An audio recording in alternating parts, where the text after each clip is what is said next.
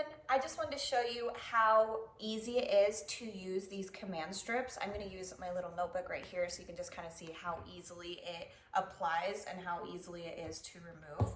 So this is the red adhesive. The red adhesive is the first one you want to peel because you're going to stick it right on the back of that hook.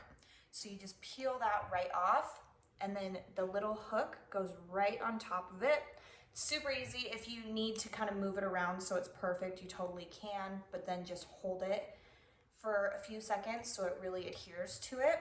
And then the backing here is the one that you are going to stick to your wall. And it is labeled, it says wall, so you're not going to get confused and accidentally stick the wrong side to the wall.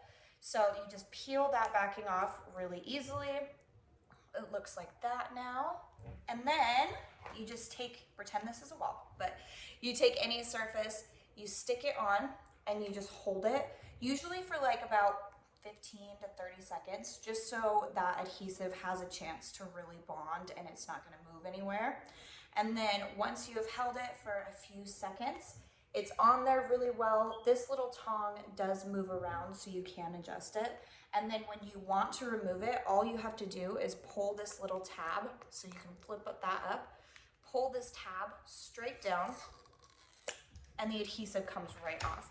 Didn't damage anything. This is a soft journal, so obviously if it's not going to damage that, it's definitely not going to damage your walls. And then you can just take that off, and the hook itself is reusable if you want to use it somewhere else and you just need to get more command strips. You can totally do that. So I hope this was helpful. Thank you.